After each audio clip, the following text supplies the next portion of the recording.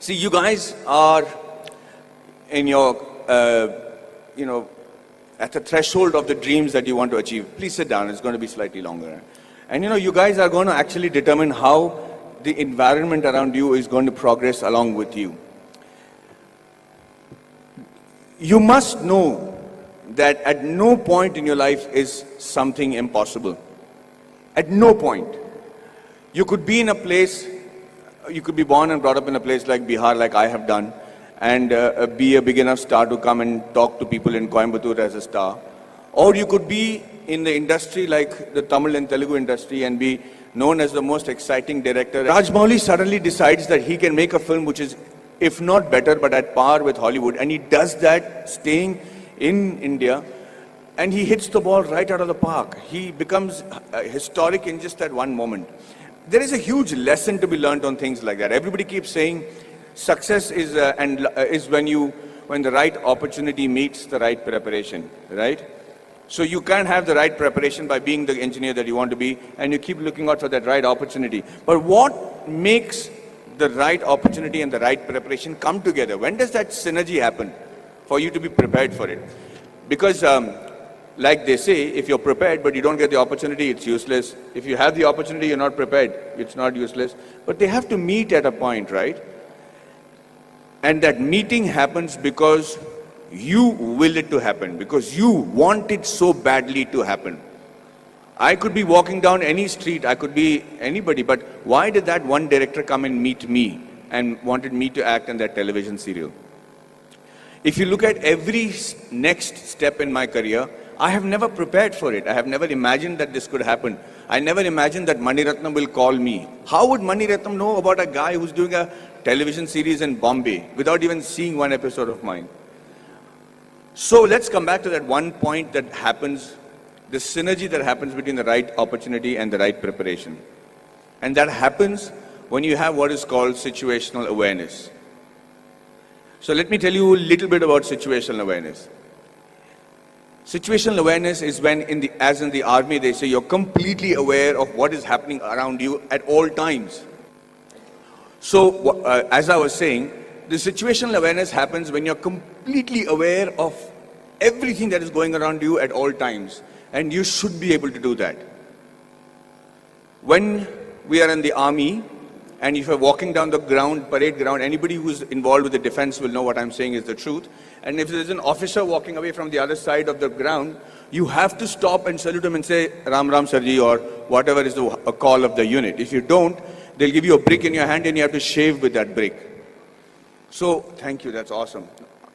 So, the situational awareness is because you should know when the enemy is around you or when there is danger around you. You know how that is taught to you from when you're a child? That's taught to you in the form of good manners, in the form of being courteous. So when you say a good morning, or you're saying a good afternoon, or you're looking around and helping a teacher who's carrying a book and being aware that she needs help, or you're watching around and stepping over a drain and not tripping on yourself, you should know that you're fairly evolved in the art of situational awareness. That's why people insist on teaching children good manners. And anybody who has good manners, it's not just a desire, it's not the desire just to be considered to be a polite guy, but the ability to know when somebody needs to be wished, somebody needs help, somebody is in need of assistance, or somebody has to run away. And that's why you teach your child good manners. And I will tell you today, from the bottom of my heart, I might not be completely worthy of some of the opportunities that I got, but I grabbed it like hell. And I got those opportunities simply because I was a very well-mannered person. I was able to, and with that manner, with the way you walk, with your gait, the kind of words that you use. It's very common to use normal language when you're friends and everything, but most people don't even have a vocabulary.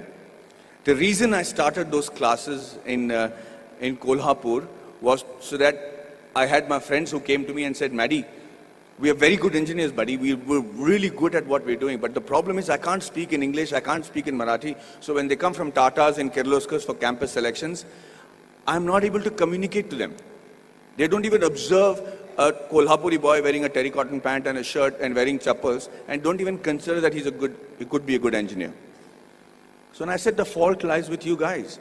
He says, you have to break the clutter. Nobody's going to come and say, hey, you know what, maybe you're a good engineer, let me give you a shot. You have to be noticed in that very first instant. And for two reasons. One is that either you should know what is a good profession for you. If you're not able to make an impression, then quickly change it. This is not the be-all and end-all. The engineering or whichever subject that you choose to major in when you're in college does not literally have to be your lifelong profession. But give it a shot. At least know if that is a profession that you really want to pursue and excel in, because that's the only way you'll survive, is if you excel in it. If you excel in it to such an extent that you think, sleep, dream, eat, breathe that particular job. And I do that with acting. And I'm telling you, I do not know what else. I would have been a really bad soldier because I think I'm a really good actor. I'm involved completely, 100% of the time. I'm doing research. If I have free time, I'm going to YouTube and finding out what is a different method of acting. I just do that with a passion. If you're not doing that for your profession, know that you're in a secondary profession. Know that you're doing something which the Lord has not made you to achieve glory in. So you have to give it that shot. Now, what I'm trying to tell you is that Kolhapuri friends of mine who then came to me and I said, okay, let's try and see if we can change that. So at 5 o'clock in the morning, they would come to my room, we'll go to the terrace, and I started teaching them how to present themselves in the interview. Things that I had the good fortune of doing because I had many interviews and many group discussions to attend. And then I started with basic things on how to shake hands, how to look somebody in the eye and speak. How do you introduce yourself? How do you shake hands with a lady as opposed to a man?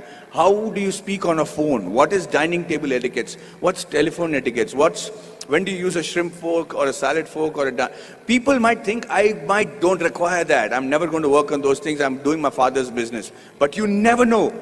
That is the preparation that you make to make that quantum leap in your careers. These are basic things. You have to know that. You have to know how to dress correctly. You have to know if you have body odor. You have to know whether you're spitting on people's face and how to stop it when you're speaking. If you don't do these things, ladies and gentlemen, you will be in an average life, doing an average job and living an average life. Having said that, I'm not saying that is wrong. That could be your calling. My father is very happy living that sort of a life because they don't live in extremes.